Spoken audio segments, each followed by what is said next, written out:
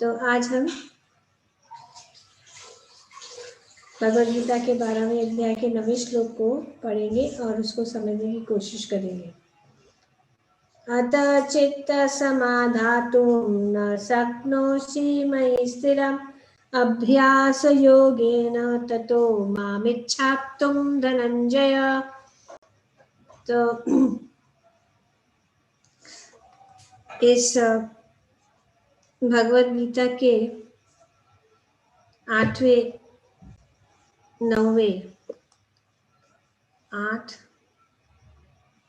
9 10 11 13 12 श्लोक संख्या तक। सो 8 9 10 11 12 right 8 9 10 11 12। तो इन 5 श्लोकों में भगवान जो है भक्ति का मार्ग बता रहे। पहला जो है भगवान बता रहे 8वें श्लोक में कि मुझ भगवान में अपने चित्त को स्थिर करो। सबसे हाईएस्ट पॉइंट, और हाईएस्ट पॉइंट से वे धीरे धीरे इन 5 श्लोकों में लोएस्ट पॉइंट तक आ रहे। लेकिन इन 5 चीजों में से एक कोई चीज करो। पहले भगवान बताते मुझ भगवान में अपने चित्त को स्थित करो, ये 8वें श्लोक में, और अपनी सारी बुद्धि मुझ में लगाओ। इस प्रकार तुम निस्संदेह मुझ में सदैव वास करोगे। तो ये पहला है। तो भगवान आगे कहते हैं कि चलो कुछ लोग जो है शायद वो नहीं कर पाएंगे, ये हाईएस्ट पॉइंट है, उस हाईएस्ट पॉइंट तक पहुंचना कठिन होगा। तो फिर भगवान कहते हैं कि हे अर्जुन, हे धनंजय, यदि तुम अपने चित्त को अविचलित भाव से मुझ पर स्थिर नहीं कर सकते, okay, you can not do, so then what do you do? ठीक है, तुम अपने चित्त को अविचलित भाव से मुझ पर स्थिर नहीं कर सकते, तो क्या करो? तो तुम भक्ति योग के विधि विधानों का पालन करो। ये अपनी स्थिति है कि विधि विधानों का पालन करो। इस प्रकार तुम मुझे प्राप्त करने की चाह उत्पन्न करोगे। तो क्लियर? अगर ये नहीं होता है तो ये नहीं होता है तो ये नहीं होता है तो ये। अभी ये 5 लेवल्स बता रहे भगवान इन 5 श्लोकों के लिए। ओके, तो अभी यहाँ पे भगवान कह रहे हैं कि ठीक है, अगर आप नहीं कर सकते अपने चित्त को अविचलित भाव से मुझ पर स्थिर नहीं कर सकते, तो तुम भक्ति योग के विधि विधानों का पालन करो और इस प्रकार तुम मुझे प्राप्त करने की चाह उत्पन्न करो। इस श्लोक में भक्ति योग की 2 पृथक पृथक विधियां बताई गई। ये पृथक पृथक 2 विधियां है। क्या है? पहली विधि है उस व्यक्ति पर लागू होती है जिसने दिव्य प्रेम द्वारा भगवान कृष्ण के प्रति वास्तविक आसक्ति उत्पन्न कर ली है। और दूसरी विधि उनके लिए है जिसने इस प्रकार से भगवान कृष्ण के प्रति आसक्ति नहीं उत्पन्न की। इस द्वितीय श्रेणी के लिए नाना प्रकार के विधि विधान है। तो जिन्होंने भगवान के प्रति आसक्ति नहीं उत्पन्न की, तो उनके लिए विधि विधान है। तो ये विधि विधान क्या है? उसको पालन करने से मनुष्य अंततः कृष्ण आसक्ति अवस्था को प्राप्त हो सकता है।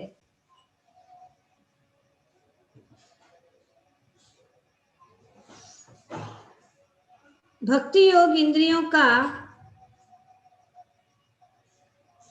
परिष्कार है। संसार में इस समय सारी इंद्रियां सदा अशुद्ध है। तो जिस प्रकार से हम इस भौतिक जगत में हैं और भौतिक जगत का प्रभाव हमारे ऊपर है, इसीलिए हमारी इंद्रियां जो है वो अशुद्ध है, क्योंकि वे इंद्रिय तृप्ति में लगी हुई है, इंद्रिय भोग में लगी हुई है, इंद्रिय तृप्ति में लगी हुई है। इसीलिए जो है हमारी इंद्रियां जो है वे अशुभ है। लेकिन भक्ति योग के अभ्यास से ये इंद्रियां शुद्ध की जा सकती हैं। ये अशुद्ध जो इंद्रियां है, इस अशुद्ध इंद्रियां जो है भक्ति योग के अभ्यास प्रैक्टिस से इंद्रिय शुद्ध की जा सकती है, और शुद्ध हो जाने पर वे परमेश्वर के सीधे संपर्क में आती है। Very simple. भक्ति योग मेन इंपॉर्टेंट।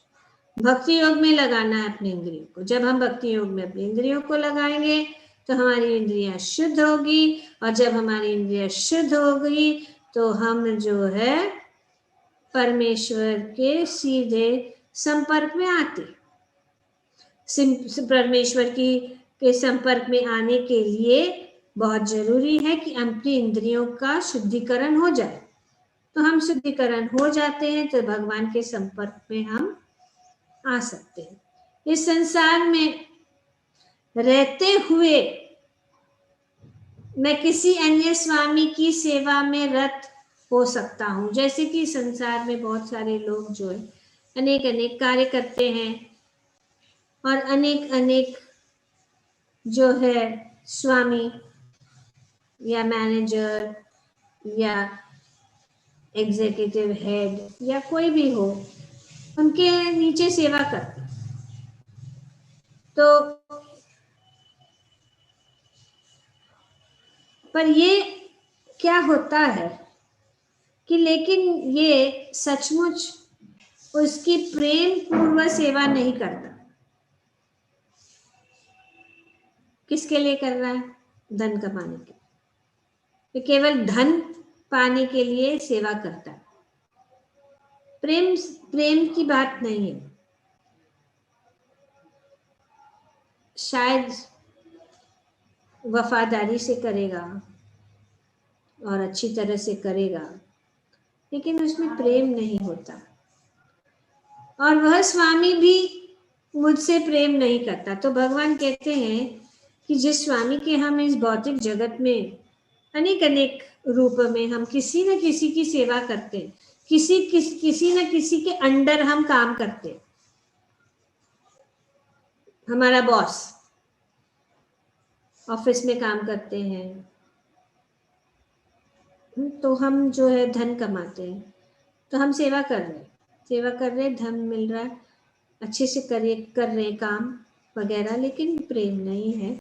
और स्वामी भी ओके चलो एम्प्लॉय है, उसको देना है, दे रहे हैं, पर उसमें प्रेम नहीं है। वह मुझसे सेवा कराता है और मुझे धन देता है। यहाँ पे भगवान बताए अतएव प्रेम का प्रश्न ही नहीं उठता। लेकिन आध्यात्मिक जीवन के लिए मनुष्य को प्रेम की शुद्ध अवस्था तक ऊपर उठना होता है। तो प्रेम की शुद्ध अवस्था ये आध्यात्मिक जीवन है, और यह प्रेम अवस्था इन्हीं इंद्रियों के द्वारा भक्ति के अभ्यास से प्राप्त की जा सकती। इंद्रियां वही हैं, वही इंद्रियां से हम जो है भौतिकवादी स्वामी की सेवा करते हैं, वही इंद्रियों को जो है आध्यात्मिक स्तर पर वही इंद्रियों को प्रेम अवस्था इन्हीं इंद्रियों के द्वारा भक्ति के अभ्यास, तो इस ट्रेनिंग है इंद्रियों को किस प्रकार से इंद्रियों के स्वामी में। और जब हम इंद्रियों के स्वामी में हम अपनी जो इंद्रियां को लगाते हैं, तो हम जो है प्रेम अवस्था प्राप्त कर सकते हैं। यह ईश्वर प्रेम अभी प्रत्येक हृदय में सुप्त अवस्था में है, डोमिनेंट। ईश्वर प्रेम सबके हृदय में है। ऐसा कोई भी व्यक्ति नहीं है जिसके हृदय में ईश्वर प्रेम नहीं है, लेकिन वो ऐसा ही, जैसे कि यहाँ बताया, सुप्त मतलब ऐसा ही पड़ा हुआ है, हिल नहीं रहा है, आगे कुछ हो नहीं, पर है। जैसे कि एक कबर्ड में हम कुछ चीज रखे है, वो ऐसे ही पड़ा है, उसका देख नहीं रहे हैं, इस्तेमाल नहीं कर रहे, कुछ नहीं, लेकिन है अंदर कबर्ड के। वहां पर यह इंद्र ईश्वर प्रेम अपने रूपों, अनेक रूपों में प्रकट होता है, लेकिन भौतिक संगति से दूषित हो जाता है, दूषित हो जाता है। ये जो जो ईश्वर प्रेम है, संपर्क के कारण सबके हृदय में है, लेकिन संपर्क किससे हो रहा है? भौतिक संगति से दूषित हो जाता है। अतएव इस भौतिक संगति से हृदय को विमल बनाना होता है और उस सुप्त स्वाभाविक कृष्ण प्रेम को जागृत करना होता है। यही भक्ति योग की पूरी विधि है। ये हमारे अंदर पड़ा हुआ है, लेकिन हमें उसका शुद्धिकरण करके उसको भगवत प्रेम, कृष्ण प्रेम की ओर उसको जागरूक कर। तो यहाँ पे भगवान बता रहे कि ये विधि है, ये भक्ति योग की विधि है। श्रील प्रभुपाद जी अपने तात्पर्य में 9 पॉइंट्स देते हैं। श्रील प्रभुपाद जी अपने तात्पर्य में 9 पॉइंट्स देते हैं कि किस प्रकार से हमारा शुद्धिकरण हो सकता है। हमारी जो ये इंद्रियां हैं जो दूषित हुई है भौतिक संपर्क में आने से, तो किस प्रकार से हम अपनी इस इंद्रियों को शुद्ध कर सकते हैं, प्रभुपाद जी बताते हैं, जो शास्त्रों में बताया गया। तो वो जो है भक्ति योग के विधि विधान। तो ये विधि विधानों का पालन करने से तो हमें ऐसे नहीं सोचना चाहिए कि इससे क्या होने वाला। बहुत कुछ होने वाला है, बहुत कुछ कृष्ण प्रेम जागृत होने वाला है। तो इसीलिए ये विधि विधानों का पालन करना हमें जो है सहायता करती है, किस प्रकार से हम भगवत प्रेम अपने हृदय में प्राप्त कर सके।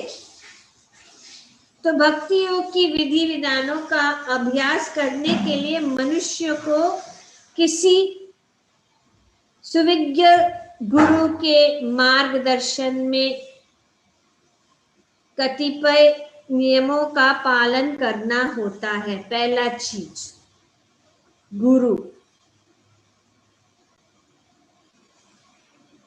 क्योंकि गुरु जो है मार्गदर्शन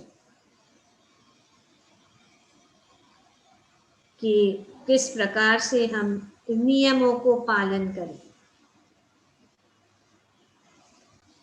तो इस नियमों को पालन करने से शुद्धिकरण होता है। जैसे कि आज का लेक्चर था, श्री प्रभुपाद जी का लेक्चर, उसमें कौन सा मेन पॉइंट था? सब लोग ने सुना, क्या था? प्रभुपाद जी क्या बता रहे थे? किसी को याद है?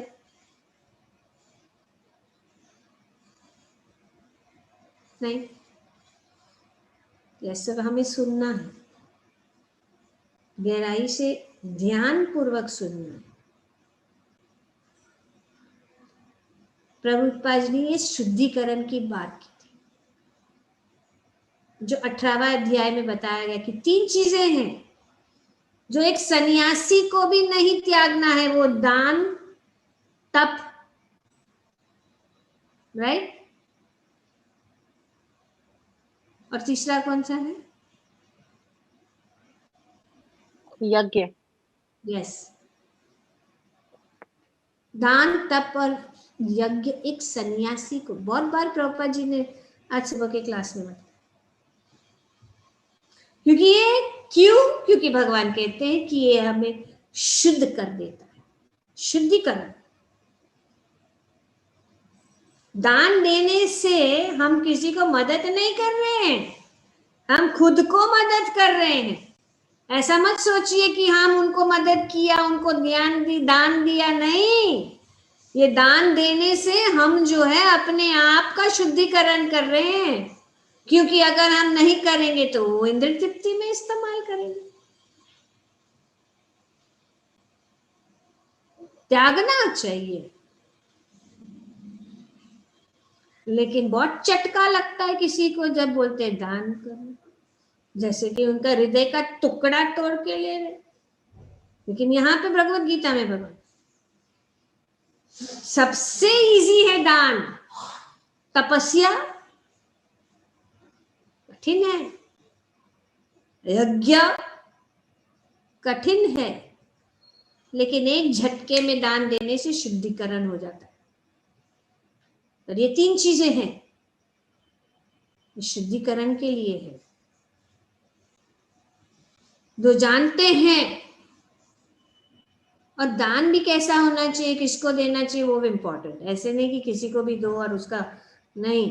वे भी भगवत गीता के 18वें अध्याय में charity in the mode of goodness, charity in the mode of passion, charity in the mode of ignorance, और उसका रिजल्ट क्या होता है। तो इसीलिए जब हम ऐसे करते हैं, जब भगवान के चरण कमलों में अर्पित करते हैं, भगवान की सेवा, भगवान की प्रचार, शुद्ध भक्तों को दान देते हैं, तो हमारी शुद्धिकरण हो जाता है। क्योंकि ये जो विधि है बताई गई, तो प्रभुपाद जी ने आज सुबह को बताया, very important point Prabhupada ji ने बताया, और भगवद गीता के 18वें अध्याय में भगवान भी बताते हैं। तो ये नियम है, rules and regulations to follow. नियम क्या है? पहला, ब्रह्म मुहूर्त में जागना, प्रभुपाद जी ने वो भी बताया। ब्रह्म मुहूर्त में जागना, नींद को त्यागना है। 1 घंटा का नींद अगर त्यागेंगे, बहुत कुछ हो सकता है। सो ये ब्रह्म मुहूर्त में जागना नंबर 1। नंबर 2, स्नान करना, जाग के तुरंत स्नान करना। स्नान से हमारा शरीर जो है शुद्ध हो जाता है, एक्सटर्नल प्योरिफिकेशन। मंदिर में जाना तथा प्रार्थना करना।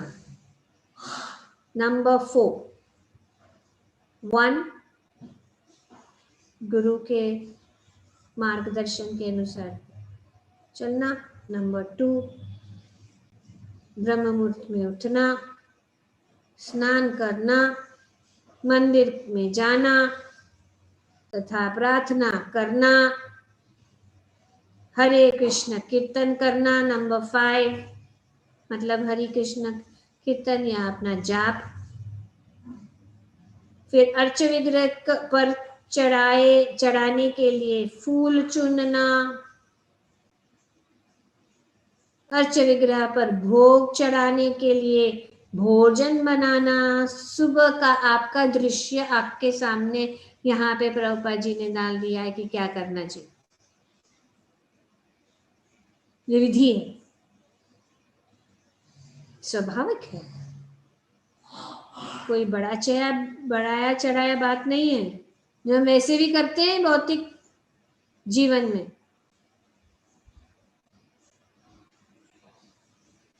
पर किसके लिए? असत के लिए, जो हमेशा के लिए नहीं। तो यहाँ पे बताया गया, इसमें सफल हो जाता है, हमारा जीवन सफल हो जाता है, हमारा कार्य सफल हो जाता है। वैसे भी जल्दी उठ के पकाना है, पति को ऑफिस में जाना है, जल्दी उठते हैं, तो स्नान करना जरूरी है, जल्दी उठना जरूरी है, ऐसे भी करते हैं ना। तो कुछ लोग कहते हैं नहीं मैं तो पकाऊंगी तो पूरा पसीना हो जाएगा, तो स्नान करने का पहले की बात करना है, फिर 2 बार करो, करना है, शुद्धिकरण है ना। रात को शरीर सोता है तो मृत हो जाता है, नए वस्त्र पहनना है, रात के जो कपड़े हैं उसको त्याग कर दूसरे पहनने, तो वाइब्रेशंस है। तो स्नान करना, मंदिर में जाना मतलब घर के मंदिर में दिया चढ़ाओ, जप करो, जल्दी उठेंगे तो और सब बहुत काम हो जाता है।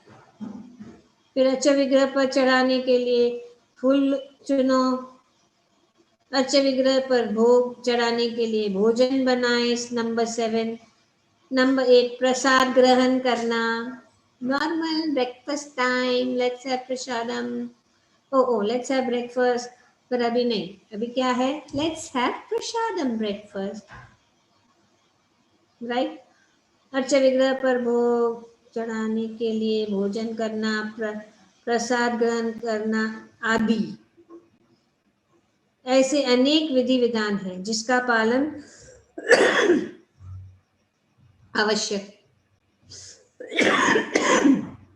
ये आवश्यक है नॉर्मल जीवन के लिए भी।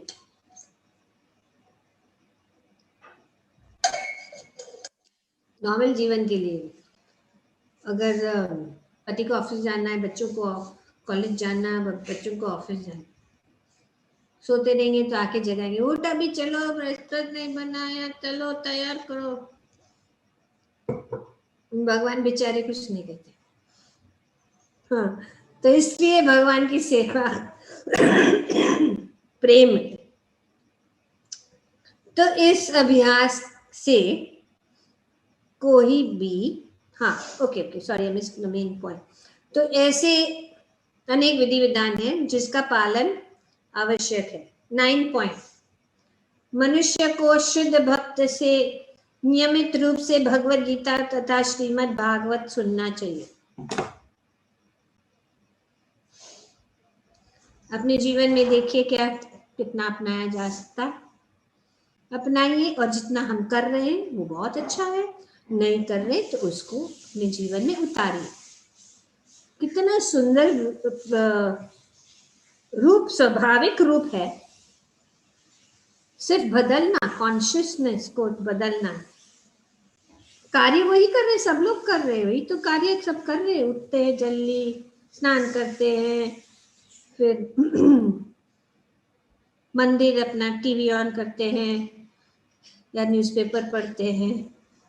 तो उसके बदले में ये कार्य करो, मंदिर में जाना, दिया जलाओ, इंस्टेड ऑफ लाइट जलाओ और बटन दबाओ रिमोट कंट्रोल का। तो इस प्रकार से उसको करने से ये कार्य करो। पहले क्या है? फर्स्ट थिंग भगवान, कोई नहीं बीच में आना चाहिए। भगवान की सेवा, कुछ बात नहीं, कुछ नहीं, जो भी बात करना है बाद में बात करो। पूरा 24 घंटा है, कीर्तन करो, जाप करो, पहली चीज। बाद में जैसे दिन चलता जाता है बहुत सारे विषय हो जाते। सुबह का समय शांत रहता है, मन भी शांत, रात गए बात गए। और अगर हम जाप करेंगे सुबह सुबह तो पूरा दिन जो है अच्छा जाए, ऑटोमेटिक। हम शांत हो जाएंगे, हम शुद्ध हो जाएंगे और छोटी छोटी छोटी चीजें हमें इरिटेट नहीं करेंगी, नहीं तो पूरा दिन इरिटेशन में। क्योंकि माइंड फिर जप जप जप जप जप चाहता है, लेकिन जप जप जप जप जप जप चप चप चप हो जाएगा, चुप हो जाएगा मन। जप जप चुप चुप। तो इस प्रकार से ये जो है सुबह का समय अच्छा है। जैसा दिन चलता जाता है तो डिस्टर्बेंस बहुत हो जाए।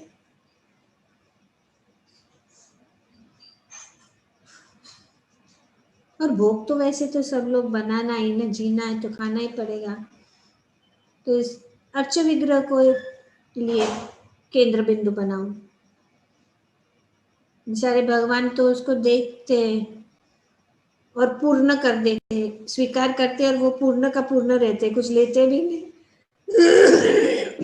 लेते हैं कुछ, पर असल में ऐसा लगता है कुछ लेते भी नहीं है। तो थोड़ा एक्स्ट्रा पकाना है, 4 जन के लिए है तो 4 जन का ही रहेगा, क्योंकि भगवान पूर्ण है। तो अभी जगन्नाथ, बलदेव, सुभद्रा, राधा, कृष्ण, गौर, निताई, कितने मेंबर्स हो गए। ऐसा नहीं है। बहुत आसान है। ऐसा लगता है अरे भगवान को भोग, जैसे कि कितने परिवार के और सदस्य बढ़ गए। तो प्रसाद ग्रहण करना आदि, फिर प्रसाद सबके लिए पूर्ण, एक्स्ट्रा, कभी कमी नहीं पड़ता। और भगवत गीता और भागवतम सुनो। इस अभ्यास से कोई भी ईश्वर प्रेम के स्तर तक उठ सकता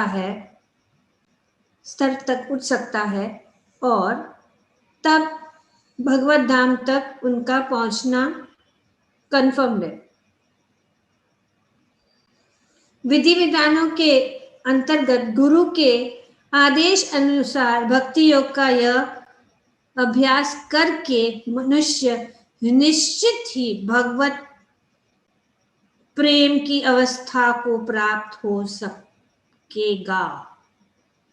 यहाँ पे फिर से प्रभुपाद जी बताए कि गुरु के आदेश अनुसार, अपने मन गणत रूप से नहीं, मन माना रूप से नहीं करनी है भक्ति। गुरु ने जो आदेश दिया है, यहाँ पे प्रभुपाद जी आदेश दे रहे। प्रभुपाद आचार्य है, गुरु है, वे हमें आदेश दे रहे कि ऐसे करना है तो हमें उसी तरह करना है, नहीं कि I do the way I like, उनके आदेश के अनुसार। तो फिर जो है मनुष्य निश्चित ही भगवत प्रेम की अवस्था को प्राप्त हो सकता है. This is second stage. Okay, यहाँ पे बताया, क्या बताया, विधि विधानों का. पहला बताया कि भगवान क्या बता रहे कि मन को,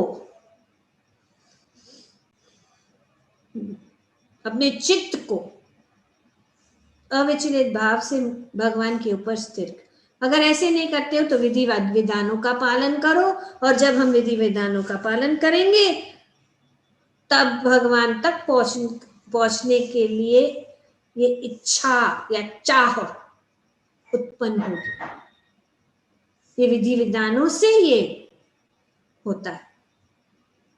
तो इसीलिए यहाँ पे भगवान जो है दूसरा, ऐसे 5 अवस्थाएं बताई. ठीक है, तो टुडे आज हमने दूसरा स्तर है जो एक्चुअली बहुत हम सबको लागू है. हम ये स्टेज पे सेकंड या third, I don't know. Okay, ठीक है, क्लियर. तो आज इस श्लोक में भगवान कहते अतः चित्तम समाधातुम न शक्नोषि, नहीं कर सकते. मई न शक्नोषि मई स्थिरम.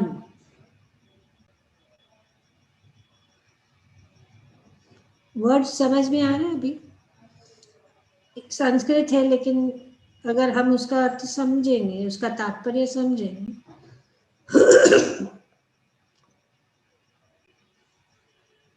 तो श्लोक से ही बात हो जाएगी. अभी कॉन्वर्सेशन करें.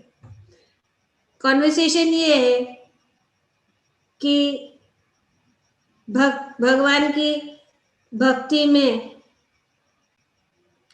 अगर हम ये नहीं कर सकते हैं, मन को या अपने चित्त को फिक्स नहीं कर सकते, तो ये करना है.